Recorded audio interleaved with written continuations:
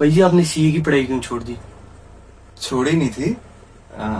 ऐसे नहीं कह सकते कि छोड़ी है, बट जब मुझे घर वालों की तरफ से संघर्ष मिला था, तो उस टाइम मैंने सोचा था कि मैं रेडी से अपना बिजनेस स्टार्ट करूं। नमस्कार दोस्तों, स्वागत है आप लोगों का एक बार फिर से हिमाचली बैकपैक पॉडकास्ट में।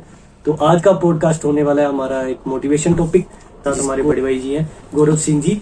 तो ये अपनी जर्नी हमसे शेयर करेंगे, किस तरह से इन्होंने इतना बड़ा एम्पायर खड़ा किया और उसके पीछे की कहानी। क्योंकि कई लोगों को लगता है कि ये कहानी बस कुछ समय के साथ मिल गई इनको, इनकी सिर्फ एक मतलब मेहनत नहीं है, इनको गॉड गिफ्टेड मिल गया। पर ये इनके जो मेहनत है ये खुद अपनी कहानी हमसे शेयर करेंगे। तो वेलकम है भाई जी का। भाई जी धन्यवाद, आपने अपना समय दिया, आप हमारे पॉडकास्ट में आए।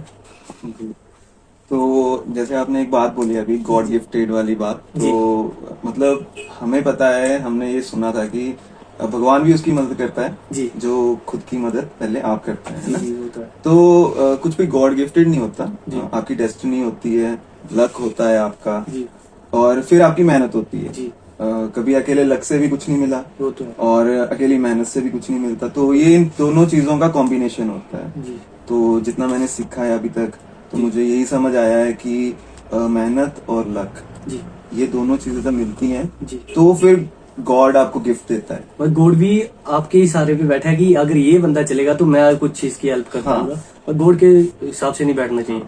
तो भाई जी सबसे पहले तो बाकी बातें तो हम करते रहेंगे, ये पॉडकास्ट काफी लंबा जाने वाला है मेरे को लग रहा है। ठीक तो है। सबसे पहले मैं आपसे जानना चाहूंगा कि आपने ये स्टार्ट कहाँ से किया और कब किया था?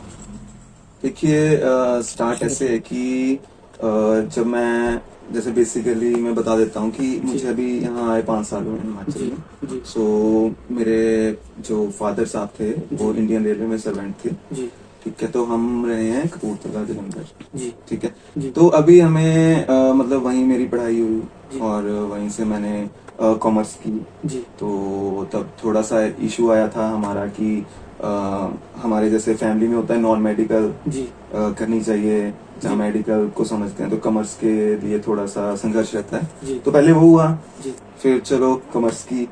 कॉमर्स करने के बाद मैंने +2 के बाद बीकॉम जी बीकॉम कर रहा था। साथ में मैंने सीपीटी का क्लियरेंस टेस्ट दिया था, जी जो सीए के लिए क्लियरेंस टेस्ट होता है। जी। पर वो मेरा क्लियर नहीं हुआ। अच्छी। तो वो मेरा पहला झटका था, जी जिससे मुझे समझ आ रहा था कि दुनिया कैसे चलती है। जी क्योंकि अभी तक क्या था, स्कूल में हर टाइम हम पास होते आए हैं, तो दुनिया देखने का जो फर्स्ट स्टेप था जी वो हमारा सीपीटी था। तो वहां पे मैं क्लियर नहीं कर पाया था। तो उसके बाद मैंने बीकॉम की। जी बीकॉम में मेहनत की। बीकॉम में परसेंटेज से क्या होता है कि आपका जो सीए का एंट्रेंस है वो मिल जी जाती है। जी तो आपको अराउंड 65% इतना कुछ होता है एंट्रेंस के लिए। जी। तो फिर मैंने मेहनत की, बीकॉम में अपने नंबर लेके आया, और मुझे सीए में डायरेक्ट एंट्री मिल गई। अच्छा अच्छा। तो ये उस तरीके से मैंने सीए तक पहुंचा। जी सीए, फिर मैंने सीए स्टार्ट की है, और जी। फिर उसके बाद मेरा सीए का सफर चला। तो सीए के सफर से ये कहानी कुछ अलग सा मोड़ ले रही है। आपको तो इस टाइम पे सीए होना चाहिए था, आप कहाँ पे बिजनेस की तरफ आ गए? तो जैसे आपने पूछा कि सीए से बिजनेस की तरफ कैसे आया, जी है ना। तो देखिए, ऐसा नहीं है कि बैकग्राउंड मेरा बिजनेस हो, जहाँ मेरी फैमिली में किसी ने किया हो, वैसा कुछ नहीं है। जी मेरे फादर जो थे वो, आपको बताया जैसे जी सरकारी रेलवे में। थे। तो एक एम्प्लॉय जो होता है, जब एक पर्सन ना, तो हमेशा क्या चाहता है अपने बच्चे के लिए कि वो भी एक एम्प्लॉय Employee बने, एज बने। अ सिक्योर लाइफ फ्यूचर, हाँ जी। रहे उसकी, है ना। जी चलो प्राइवेट सेक्टर हो या पब्लिक सेक्टर हो, बट वो एक सिक्योर लाइफ की तरफ जाए। जी तो बिजनेस एक ऐसी जगह है जहाँ बहुत हसल है, बहुत ज्यादा ऊपर नीचे उतार चढ़ाव जी। रहता है। आपने देखा होगा कई बार कुछ लोग पहुंच गए ऊपर और कुछ खत्म हो गए, है खत्म ना? हो गई। तो इसमें रिस्क फैक्टर बहुत हाई है। जी तो बेसिकली स्टार्टिंग से ऐसा कुछ प्लानिंग नहीं थी मेरी। जी स्टार्टिंग में मैंने भी ऐसे ही ड्रीम लिए थे, जी जैसे हर कोई लेता है जी कि एक अच्छी जॉब मिल जाए, एक अच्छी गाड़ी हो, जी। अपना घर हो, करो। है ना। बाकी चीजें इंस्टॉलमेंट पे ले लेंगे, जी तो सैलरी मिल जाए हमें एक अच्छी सी। तो मेरे जी भी यही प्लान्स थे। जी तो आई थिंक 10th तक मेरा कोई प्लानिंग नहीं थी इसमें। जी बट मेरा कॉमर्स का जुड़ाव था, मुझे अकाउंट्स बहुत पसंद था। जी जब मैं +1 में आया, मुझे एक गट्स फील आई जी कि मुझे कॉमर्स करनी है। जी ठीक है, वो फीलिंग थी।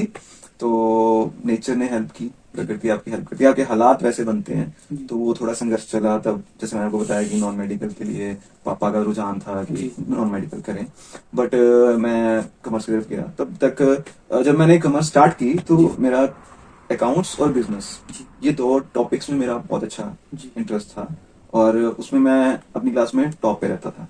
ये दोनों सब्जेक्ट जो थे, तो वहां से मेरे को समझ आना शुरू हुआ कि ये चीज मुझे कहाँ लेके जा रही है।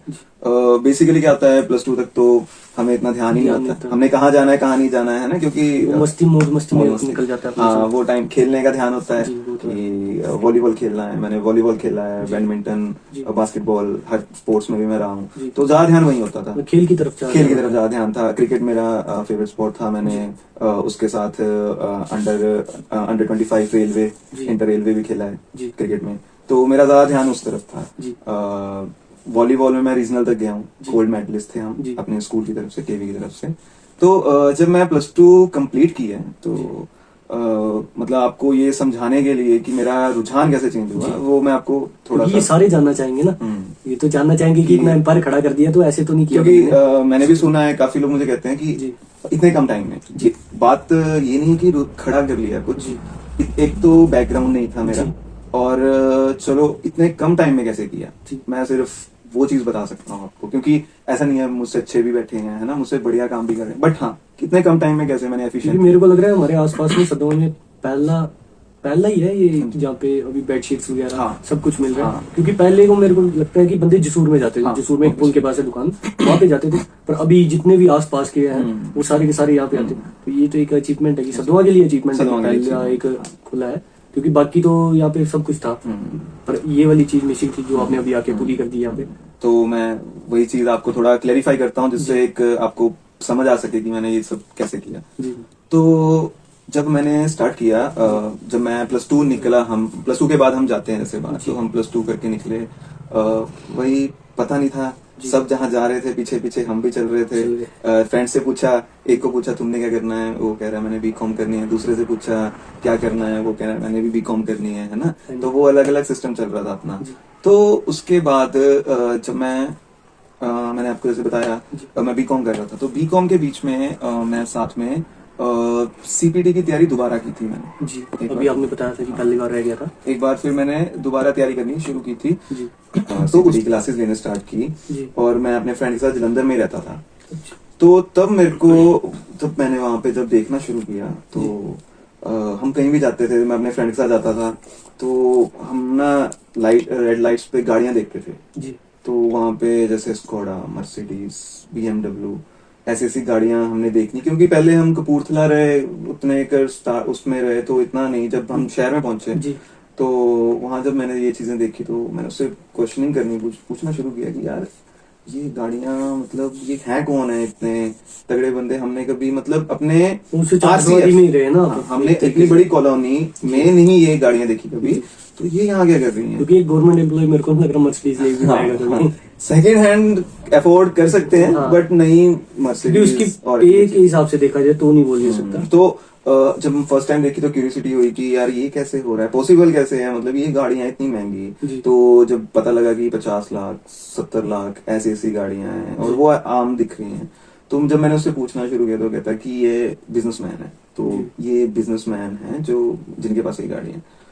तो वहां से ना फिर ये ओवरनाइट तो हुआ नहीं, धीरे धीरे देखते रहे तो समझ आना शुरू हुआ। आपका इंटरेस्ट जो था कि गाड़ियों की तरफ से आपका बिजनेस में आया, मतलब गाड़ियों से आपको आप कह सकते हो कि गाड़ियों की तरफ से आया, मतलब आपने गाड़ियां देखी, यार इतनी महंगी गाड़ी, मैं वो कैसे, हाँ आप कह सकते हो किक कहाँ से आपको कैसे किक मिल जाए, वो आपको पता नहीं होता। मुझे शायद गाड़ियों से मिली कि नहीं, मुझे बिजनेस साइड जाना है, तो मैं तब सीपीटी की क्लासेस ले रहा था और तैयारी कर रहा था, तो मैंने वो छोड़ दिया और मैं घर वापस आ गया। देन मैंने अपने फादर साहब को बोला कि मैंने बिजनेस करना है।